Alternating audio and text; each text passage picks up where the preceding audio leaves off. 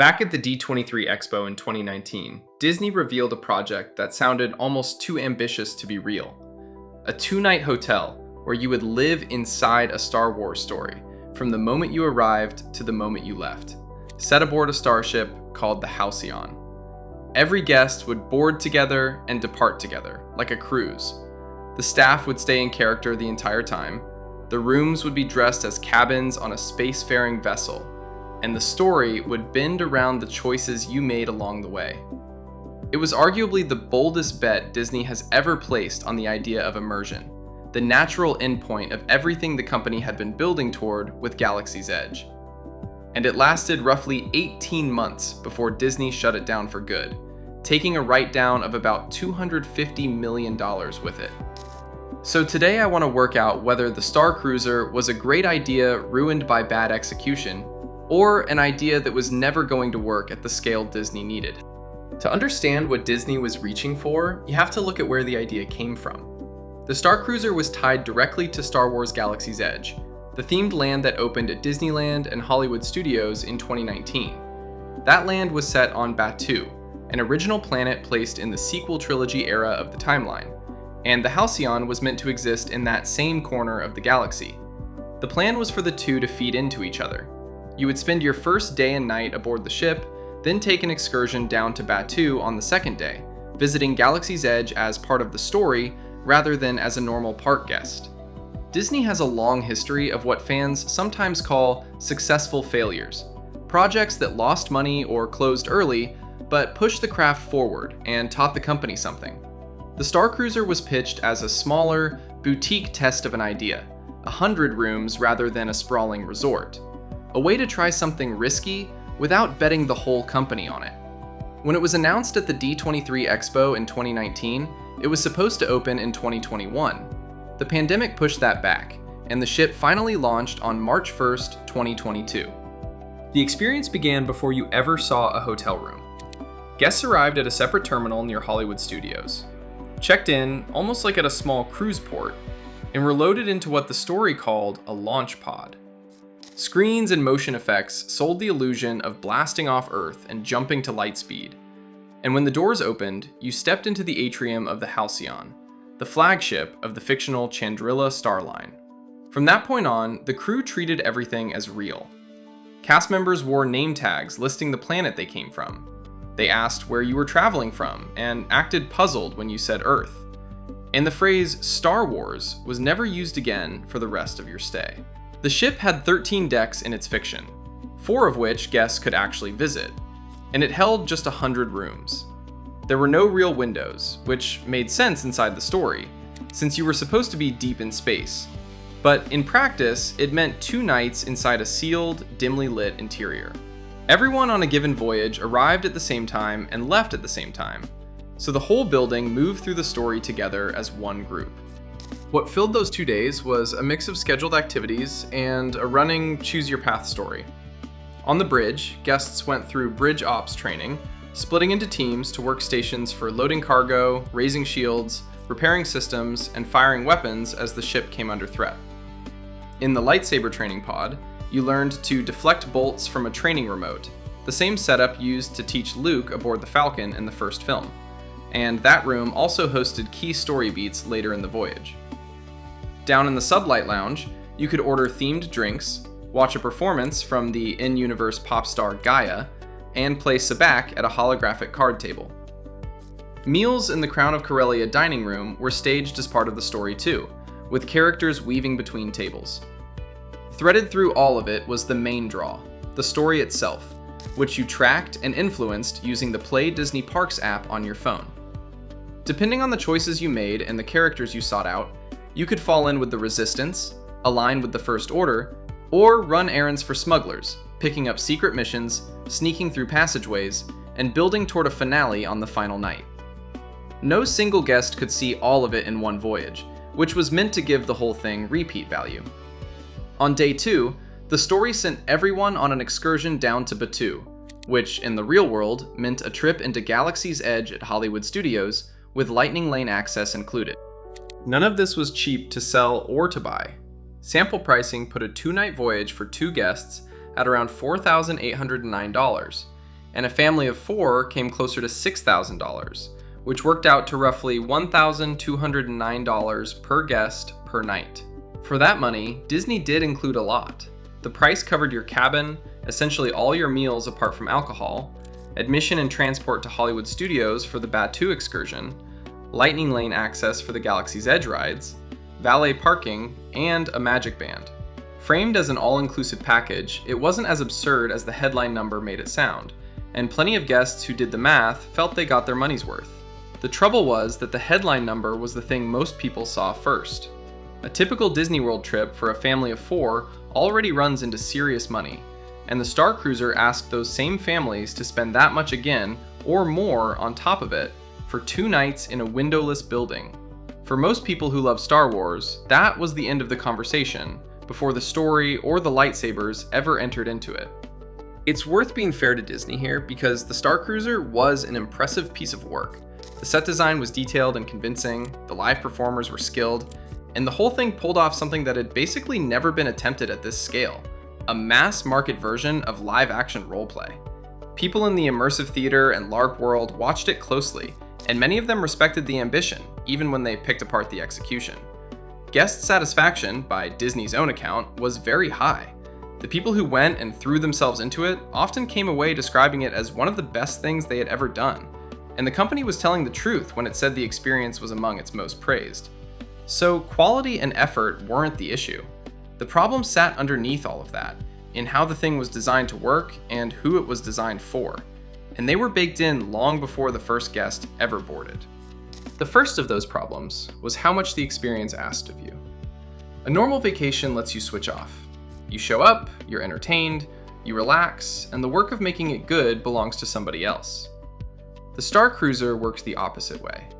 To get the full value out of it, you had to participate, and participate hard.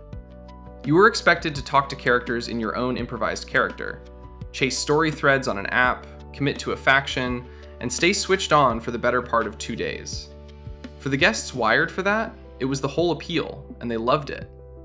For a lot of others, it was draining, or awkward, or intimidating. If you booked it expecting a luxury hotel with the Star Wars coat of paint, and got handed what amounted to a 2-day interactive play you were supposed to act in, the gap between expectation and reality could sink the whole trip. Even people who study immersive design pointed out that the Starcruiser leaned more on scheduled activities than on real freedom of choice. So the guests most likely to appreciate what it was doing were sometimes the ones most aware of where it fell short. The second problem was the size of the audience. And this is where the concept ran into arithmetic it couldn't beat. Start with everyone who loves Star Wars, which is an enormous group. Then, keep only the ones comfortable with something close to roleplay, willing to perform in front of strangers, and you've already cut the pool down hard. Now, keep only the ones happy to spend 2 days rooted in the Batuu and sequel trilogy setting, which happens to be the most divisive stretch of the entire franchise, disconnected from the original trilogy icons that most casual fans actually show up for. Then, finally, keep only the ones who can comfortably drop $5,000 or $6,000 on 2 nights. Each of those filters is reasonable on its own. Stacked on top of each other, they carve the audience down to a sliver. And that sliver had to be big enough and enthusiastic enough to fill 100 rooms on every single voyage, week after week, with no real off-season, indefinitely. A ride can absorb a slow day. A hotel that only works when it's full, running a live show that only works with a crowd, cannot. The third problem was what it cost Disney to run, not just to build. A regular hotel is cheap to operate once it's standing. The Starcruiser was closer to staging live theater every 48 hours. Each voyage needed a core cast of around a dozen trained actors performing full-day shifts, plus a much larger support crew keeping the story, the food, and the logistics moving.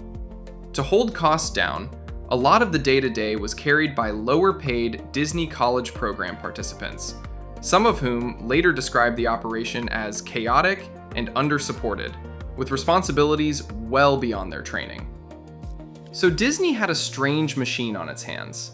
It was expensive to run like a theater, capped at 100 rooms like a boutique hotel, and dependent on a tiny, specific audience to stay full. When bookings were strong, the model could work. The moment demand softened, there was very little room to cut costs without gutting the thing that made it special in the first place. And demand did soften, faster than Disney seemed to expect. The opening months rode a wave of superfans and early adopters who had been waiting for this since the D23 reveal. Once that first wave moved through, the bookings behind them weren't there to keep the ship full. Disney started doing things it had sworn the Starcruiser would never need, offering discounts and opening promotions that eventually reached the general public.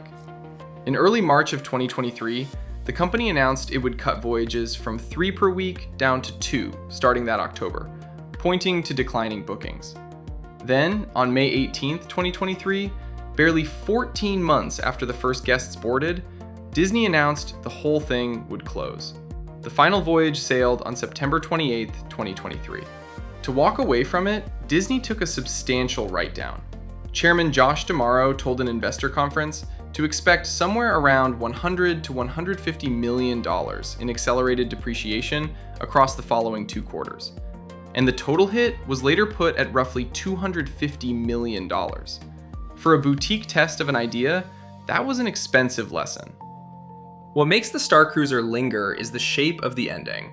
This was an experience with some of the highest guest satisfaction Disney could point to, closed in under 2 years for lack of demand, at a cost of $250 million to shut down. The people who went mostly loved it. There just weren't enough of them. After it closed, the story got a strange second life online, when the YouTube creator Jenny Nicholson released a 4-hour breakdown of her stay in 2024 that reached millions of viewers and became, for a lot of people, the definitive account of the whole saga.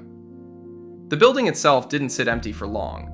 By early 2025, reports had it being converted into office space for Walt Disney Imagineering, the very division that dreamed the Halcyon up.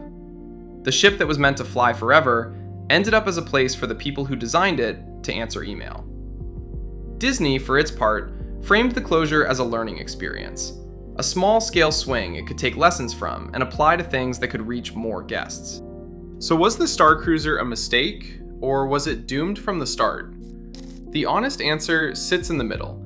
There were clearly mistakes in the execution. The price could have been more flexible from day one, the marketing could have set clearer expectations about how much acting was involved, and locking the entire experience into the narrow Batuu timeline limited its appeal to casual fans who might otherwise have taken the leap for a chance to meet Luke or Vader, instead of characters they had never heard of.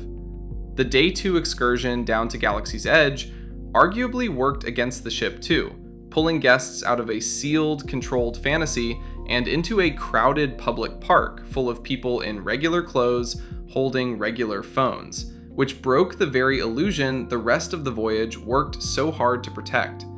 A version of this with a lower entry price, a shorter single night option to widen the funnel, a broader slice of Star Wars to draw on, and honest marketing about what it actually was might have lasted longer.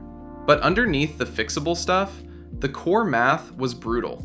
A 100-room hotel, running live theater every 2 days, aimed at the small overlap of people who love Star Wars, enjoy roleplay, accept the sequel era, and can spend $6,000, was always going to be walking a tightrope.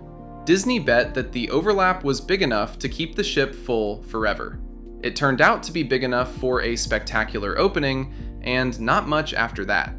The concept was brave, and the craft was real, and both of those things can be true at the same time, as the conclusion that an experience this elaborate and this exclusive was probably never going to survive at the scale Disney needed it to. Anyway, that's the story of the Starcruiser, and I really appreciate you sticking with me all the way to the end of this one. If you're up for another, I've got one playing on screen right now that I think pairs well with this. And I'm slowly creeping toward that 1,000 subscriber mark, which is the point where YouTube actually starts sharing any ad revenue with me. So if you've enjoyed hanging out, a sub would mean a lot.